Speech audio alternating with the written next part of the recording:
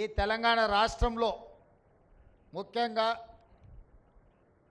తెలంగాణ ఉద్యమం, తెలంగాణ రాష్ట్ర సాధనలో విద్యార్థుల యొక్క నిరుద్యోగ సమస్య, ఉద్యోగ ఉపాధి అవకాశాలే ఆనాడు అత్యంత కీలక పాత్ర పోషించినాయి.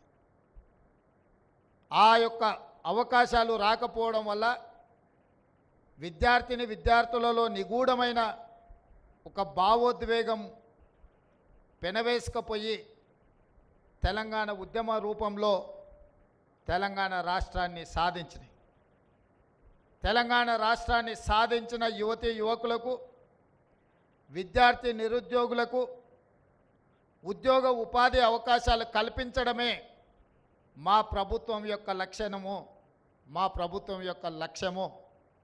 ఆ లక్ష్యంతోనే మా ప్రభుత్వం ఏర్పడిన వెంటనే ప్రజాపాలనలో భాగంగా రాష్ట్రం నలుమూలలో ఉన్న ప్రభుత్వ ఐటీఐలు అన్నిటిని కూడా వాటిని వివరాలు తెప్పించి ఈనాడు ఆ ఐటీఐలు నిరుపయోగంగా మారి విద్యార్థులు అందులో చేరకపోవడమే కాదు, అక్కడ నేర్పిస్తున్న ఏ నైపుణ్యం కూడా వాళ్ళకు ఉద్యోగ ఉపాధి అవకాశాలు కల్పించలేని పరిస్థితి.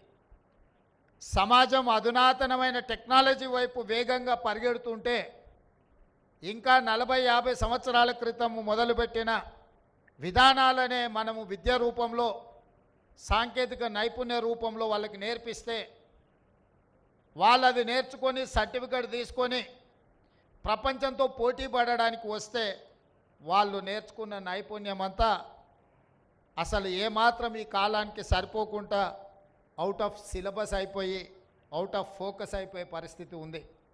అందుకే విద్యార్థులు, నిరుద్యోగ యువకుల యొక్క ఆలోచన తెలిసిన వాడిగా మిమ్మల్ని అందరినీ మా కుటుంబ సభ్యులుగా భావించి, మా తమ్ముల్లో మా చెల్లెల్లో ఒకవేళ ఉద్యోగ ఉపాధి అవకాశాలు లేకపోతే కుటుంబ సభ్యుడిగా, కుటుంబ పెద్దగా వాళ్ళకి ఎలాంటి నైపుణ్యాన్ని నేర్పించాలి, వాళ్ళకి ఎలాంటి ఉద్యోగ ఉపాధి అవకాశాలు కల్పించాలన్న ఆలోచన చేసి అధికారులతో సంప్రదించి మనసు పెట్టి చేసిన ఆలోచననే ఈనాడు ఏర్పాటు చేసిన ఏటీసీలో అడ్వాన్స్డ్ టెక్నాలజీ సెంటర్స్ అని చెప్పి నేను ఈ సందర్భంగా గర్వంగా నేను చెప్పదలుచుకున్నాను. ఎందుకు అంటే మేమేదో పాలకులం అన్నట్టుగా, మేము పాలకులం మీరు బానిసలు అన్న ఆలోచన మా ప్రభుత్వానికి లేదు. మేము సేవకులము, మమ్మల్ని నియమించింది మీరు, మీ ప్రతినిధులము.